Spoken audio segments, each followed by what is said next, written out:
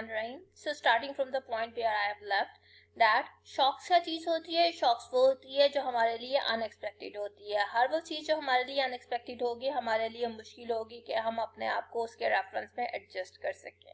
दूसरी चीज़ है price stickiness. Price stickiness is the major factor जो कि हमारी इकोनॉमी को रोकती है और हमारी इकोनॉमी तेजी से डिप्रेशन की तरफ, रिसेशन में जाती है और रिसेशन से ट्रफ की तरफ जाना शुरू हो जाती है। बिकॉज ऑफ द फैक्ट, वजह क्या होती है कि जब इकोनॉमी में हमारी इनकम कम आती है, बिकॉज ऑफ द फैक्ट जब हम रिसेशन में जाते हैं, रिसेशन में आउटपुट कम होता है, आउटपुट से इनकम कम होती है। जब लोगों की आमदनी कम होती है तो वो चीज़ें नहीं खरीदते और जब चीज़ें नहीं खरीदे जाएंगी तो बिजनेसमैन रिस्पॉन्स देंगे। नाउ बिजनेसमैन को पास रिस्पॉन्स देने के लिए दो ऑप्शंस हैं। नंबर वन, एक तो वो अपनी प्राइसेस रिड्यूस कर सकते हैं ताकि चीज़ की कीमत कम हो, जो कि लोगों को इंसेंटिव दे और लोग उनकी चीज़ खरीद लें। दूसरी चीज़ होती है कि वो अपनी प्रोडक्शन कम कर देते हैं। वजह ये होती है कि उनके पास पहली चीज़ें पड़ी हैं, इन्वेंट्रीज हैं। अब जब उनके पास इन्वेंट्रीज हैं तो वो नई प्रोडक्शन नहीं करेंगे, वो अपनी प्रोडक्शन कम करेंगे और प्रोडक्शन को कम करने के साथ अपनी एम्प्लॉयमेंट भी कम कर देते हैं, जिसकी वजह से मजीद इनकम लोगों की कम होगी, वो मजीद उनकी कम चीज़ें खरीदेंगे और ये साइकिल इसी तरीके से चलता रहता है। सो दो चीजें, एक तो शॉक्स और दूसरी प्राइस स्टिकीनेस होती है जो कि आपकी इकोनॉमी को रिसेशन में तेजी से लेके जाती है। इफ द बिजनेसमैन और इफ द इकोनॉमी अपने आप को एडजस्ट इस तरीके से कर ले कि instead of reduction in the production and the employment वो अपनी प्राइस लेवल को रिड्यूस कर ले, then the economy easily recovery की तरफ मूव कर सकती है। Now, some economists believe that the supply shocks caused by the momentous innovations such as the railroad, the automobiles, microchips, and the internet having a great impact on the investment spending and the consumption spending and therefore on the output, employment, and the price level. The same is the case we have experienced in case of the telecommunications and the internet speeds and the internet options which we have. इसी के साथ साथ हो क्या होता है कि जब हमारे पास इनोवेशन होती है, इनोवेशन की रेफरेंस में हमारे पास सबसे पहले इन्वेस्टमेंट स्पेंडिंग्स आती हैं और इन्वेस्टमेंट जब होती है तो it leads towards the consumption spending और जब कंजप्शन स्पेंडिंग होती है तो इसका मतलब होता है हमारा आउटपुट, एम्प्लॉयमेंट और प्राइस लेवल सारे के ऊपर एक अच्छा इम्पैक्ट आता है। Another school believes shocks to the productivity is the major cause of the business cycle. आपके बिजनेस साइकिल की जो मेजर कॉज है वो क्या है कि आपकी प्रोडक्टिविटी में चेंज आता है। When the productivity unexpectedly increase, तो क्या होता है, आपकी इकोनॉमी पीक की तरफ जाती है। And when your productivity unexpectedly decrease or falls, तो आपकी इकोनॉमी रिसेशन में आती है। Now what do you mean by the productivity? Is the value of the output which is being produced by a worker in 1 hour.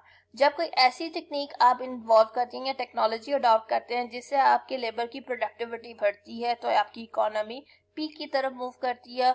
और कभी कोई ऐसी situation आएगी जिसकी वजह से कोई ऐसा शॉक आ जाए जिसकी वजह से आपकी लेबर की प्रोडक्टिविटी डिक्लाइन की तरफ चली जाए, तो आपकी इकोनॉमी रिसेशन में चली जाती है। Number 2 is the monetary shocks. The monetary shocks क्या होते हैं? कुछ इकोनॉमिस्ट बिलीव करते हैं कि बिजनेस साइकिल एक प्योरली मॉनेटरी फिनोमेना। अब जो मॉनेटरी फिनोमेना वो क्या है? जिसका ताल्लुक पैसे से होता है या क्वांटिटी ऑफ मनी से होती है। When the country's central bank, जैसे कि हमारा स्टेट बैंक है, shocks the economy by creating more money than the people were expecting, an inflationary boom occurs. So, आपने डिस्कस किया, आपने पढ़ा होगा in the first 10 principles of the economy that the prices rise when the government prints too much money. जब भी आपका central bank ज्यादा note छापेगा तो उसका नतीजा क्या होगा? आपके मुल्क में इन्फ्लेशन आती है। So, according to these economist, जब आपका सेंट्रल बैंक ज्यादा नोट छाप के मार्केट में डाल देता है और इतने ज्यादा डालता है कि लोगों की एक्सपेक्टेशन से ज्यादा होते हैं, रिजल्ट क्या होता है? क्वांटिटी ऑफ मनी इंक्रीज हो जाती है जबकि quantity of goods and services थोड़ी होती है। नतीजा क्या आता है? जो quantity of goods and services चीज थोड़ी है उसकी वैल्यू, उसकी प्राइसेस बढ़ जाती हैं। अब जब प्राइसेस बढ़ेंगे, जैसे कि आपने पिछले लेक्चर में डिस्कस पढ़ा था कि जी आपका मॉनेटरी जीडीपी क्या होता है या आपका नॉमिनल जीडीपी क्या होता है? Simply the price into quantity. अब जब आप ज्यादा नोट मार्केट में डाल देंगे, चीजों की कीमत बढ़ेगी। अब जब चीजों की कीमत बढ़ेगी तो आपका नॉमिनल जीडीपी बढ़ता है. So it represents the inflationary boom कि आप पीक की तरफ जाते हैं और वो लेकिन पीक की तरफ क्यों जाएंगे? Just because of the inflation. But दूसरे बात कंट्रास्ट इसका ऑपोजिट सिचुएशन क्या है? Printing less money than the people were expecting triggers a decline in the output and the employment and eventually in the price level. अब situation क्या है कि central bank ने लोगों की एक्सपेक्टेशन से कम नोट छापे हैं, जिसकी वजह से आपकी quantity of money in the market has been reduced. अब जब quantity of money in the market has been reduced, it has got a negative impact on the price level. आपके मुल्क में कीमतें कम होनी शुरू होती हैं. अब जब कीमत कम होगी, बिकॉज ऑफ द फैक्ट यहाँ पे हम बिजनेसमैन कंसिडर करते हैं price as a indicator of the profit. जब उनकी चीज की कीमत कम होनी शुरू होती है, वो समझते हैं कि उनका मुनाफा कम हो रहा है, और जब उनको लगता है कि उनका मुनाफा कम हो रहा है, they are going to give the response in terms of the reduction in the output. वो प्रोडक्शन कम कर देंगे. प्रोडक्शन कम करेंगे तो उसका नतीजा क्या होगा कि एम्प्लॉयमेंट कम हो जाती है, और जिसका सारा इम्पैक्ट क्या होगा कि आपकी इकोनॉमी रिसेशन में जाना शुरू हो जाती है. So they are different thoughts कि कुछ समझते हैं कि जी वो शॉक्स इनोवेटिव शॉक्स की वजह से आता है, कुछ समझते हैं कि प्राइस स्टिकीनेस की वजह से आपकी फ्लक्चुएशंस आती हैं इकोनॉमिक एक्टिविटी में, और कुछ समझते हैं कि this is purely a monetary phenomena. नोटों की या आपके जो मुल्क में क्वांटिटी ऑफ मनी है उसकी मिकदार में इजाफे या उसमें की मिकदार में कमी की वजह से आपके पास बिजनेस साइकिल जनरेट होता है. So they are different thoughts of the different economists. Some believe that it is because of the financial bursts and bubbles. Bursts and bubbles happens for a very limited, very short time span. Some believe that the financial bursts and the bubbles spill over through the optimism or the pessimism to affect the production of goods and services. Optimism, it means there is a rapid inflow of, for example, Pakistan IMF से एक instalment generate करने में कामयाब हो जाता है. It is a financial burst जो पाकिस्तान में आएगी. इट कुड जनरेट ऑप्टिमिज्म, और जब अगर ऑप्टिमिज्म को जनरेट करेगी तो production of the goods and services increase कर देगी. लेकिन अगर पाकिस्तान में IMF की इंस्टॉलमेंट पे बैक करनी है तो हमारे मुल्क से पैसा जाएगा. It could one of the aspects of the pessimism, it could generate the pessimism generate होगा इकोनॉमी में, जिसका वजह क्या होगी कि बिजनेसमैन गुड्स एंड सर्विसेज की प्रोडक्शन रिड्यूस कर देंगे. अगर ऑप्टिमिज्म होगा तो production of goods and services increase होगी, लीडिंग टूवर्ड्स द पीक. आपकी इकोनॉमी पीक की तरफ जाएगी. और अगर पेसिमिज्म होगा तो production of the goods and services will be reduce और आपकी इकोनॉमी रिसेशन की तरफ जाती है. Now, the other aspect is the unexpected political events. कुछ भी unexpected हो, it ranges political, like war हो गई, आपकी political instability हो गई, कुछ भी हो गया. For example, the pandemic of the coronavirus is also an unexpected event, and it is going to create the fluctuation in the economic activity to a very huge level. So, unexpected political events like the wars also constitute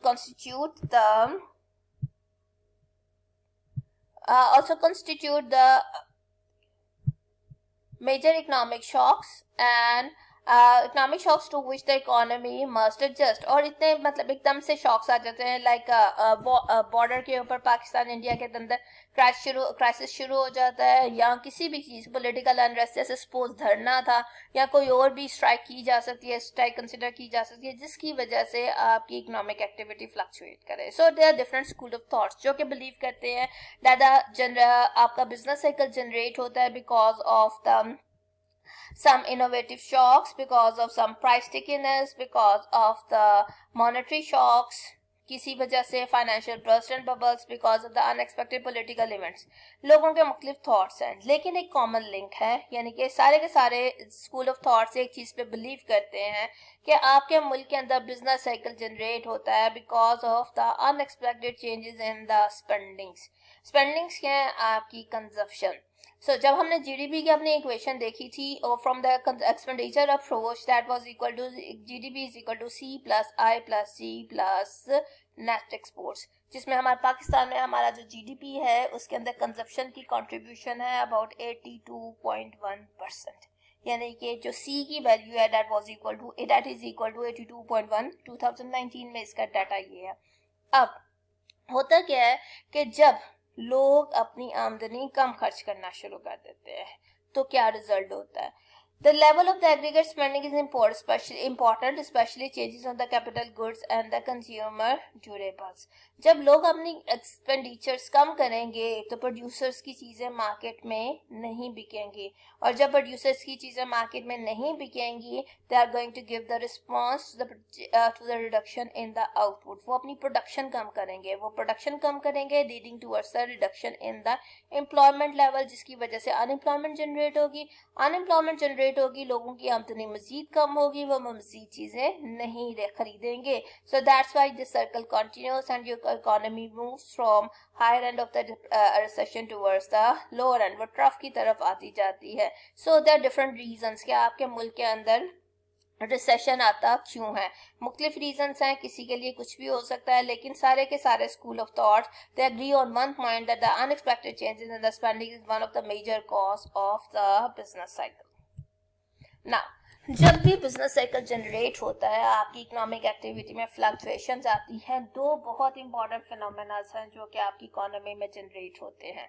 one is the unemployment and other one is the inflation. What do you mean by the unemployment? Actually, the unemployment represents unemployment is the बेरोजगारी, यानी कि वो लोग जिनके पास काम करने के लिए कुछ नहीं है, जिनके पास नौकरी नहीं है. So the twin problems of the business cycle हमारे पास होती हैं. Number one is the unemployment and another one is the inflation. सबसे पहले हमने देखना है कि अनएम्प्लॉयमेंट होती क्या है, और उसके बाद how we are going to measure the unemployment. भाई अनएम्प्लॉयमेंट को मेजर करने के लिए हमने सबसे पहले देखना है कि who is in the labour force. Now हमारी जो लेबर फोर्स होती है, हमारे पास पूरी की पूरी labour force is something else and your population is something else. Now this is a situation कि हमारे पास पूरी जितनी भी हमारे पास हमारी होती है population, suppose this is a bar chart.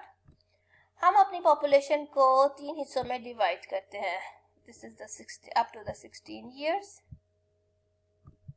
and this is 60 years.